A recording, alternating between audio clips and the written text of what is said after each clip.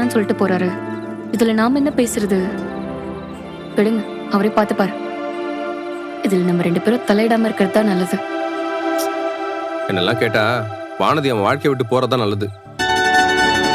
ஆனா இவனுக்கு அப்படி இல்லையே, லவ் ஆச்சே, அதான் எப்படி வருத்தப்பட்டு பேசிட்டு போறான். பாவம் இல்ல பாண்டி, இந்த காதல் படுத்துற பாடு இருக்கு பாரு.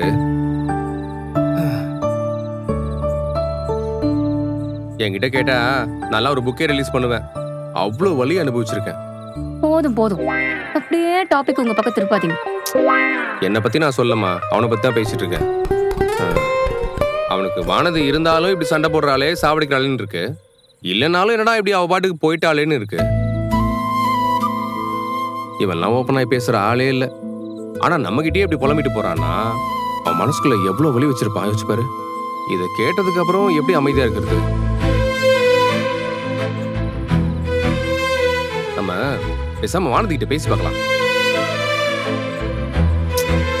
வானதினா நமக்கு தெரியாத பொண்ணா? ஒருவேளை நம்ம யாரும் வந்து பேசி பிரச்சனையை சரி பண்ணலன்னு அதுக்கும் கோவப்பட்டாலும் படுவா.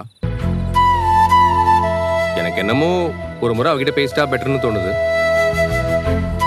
எப்பவும் அவங்களுக்குள்ள நடக்கிற சண்டைனா நம்ம உள்ள போக வேண்டாம். இப்போ இன்னொருத்தர் கூட கல்யாணம் வரைக்கும் போயிட்டால, அப்ப நம்ம ஏதாவது ரியாக்ட் பண்ணணும்ல. புரியுது சோழன், ஆனா பாண்டி தான்.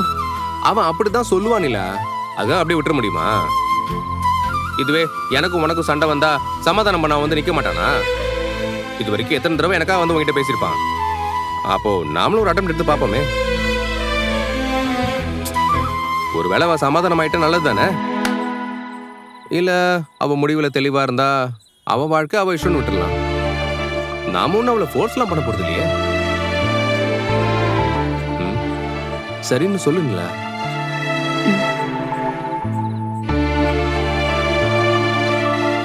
சரி, ஓகே, பேசி பார்க்கலாம். அப்ப காலைல முதல் வேலையை இந்த பிரச்சனையை முடிச்சு விட்டுறலாம். அப்பா, வீட்டுக்கு மூத்தவனா இருக்கிறதுல எவ்வளவு கடமை இருக்கு பாத்தியா?